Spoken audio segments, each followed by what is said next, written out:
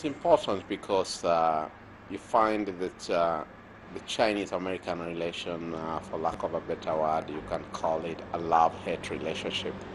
Love relationship in the sense that America, being a global power, needs the Chinese market and therefore has to kind of find room for cooperation, because you find that American businesses, American multinational corporations, and even the American state, since Deng Xiaoping took China to a free market economy in 1978 away from Mao Zedong's communists, then it has always meant that America has been a little bit accommodative of China, although it remains politically communist.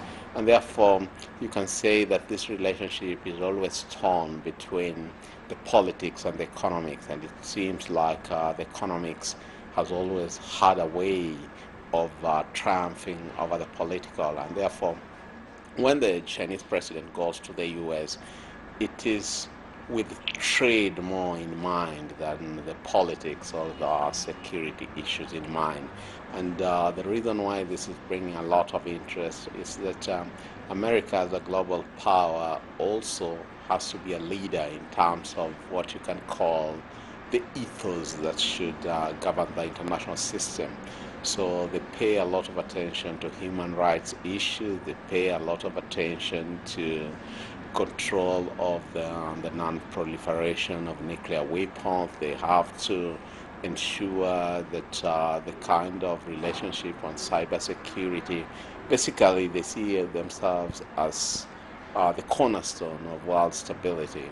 And therefore, the interest is mostly because the US now is torn between the economic interests, which quite a number of her stakeholders are interested in maintaining a relationship with China, and the political consequences of the same. The other issue is that as China comes into the world stage, it is coming at a time when the global scene has changed. The global scene has changed in the sense that you don't have a clear bipolar system with an ideological conflict that was seen in the time of the Cold War between the capitalist non-aligned treaty organization base and the Warsaw Pact socialist or communist base. So you don't have such a bipolar system in which you have a neat alignment at the global stage, but rather you have a kind of a free-for-all from what you can call the contending powers on the scene. The other issue is that the reason why the Chinese president's trip has to be taken is that it comes at a time that the global system or the Americans are faced with a number of issues. There's a lot of instability in the Middle East, starting with Syria. The Palestine question is always there. The Arab Spring just dissipated the other day. And then you have the issue which you mentioned, which is cyber insecurity, where the Chinese have been accused of engaging in cyber espionage. You have the question of the South China Sea and the activities there. So I think that the attention being given is that how does the U.S.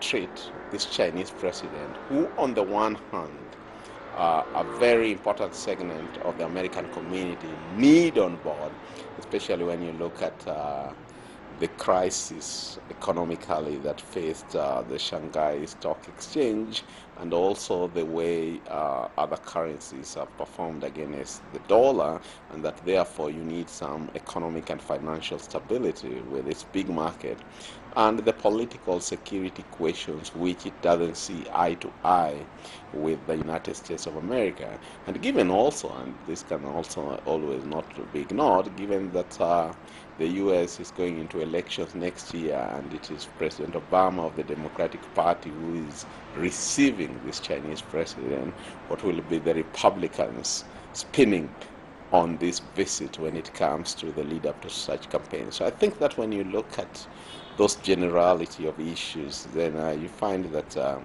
his visit is attracting a lot of attention in terms of, has China arrived as the new global power that the U.S. has to consider? And one has to look at that from the perspective that in Eastern Europe there is also a resurgent Russia. So it becomes quite a full plate for the U.S. to deal with.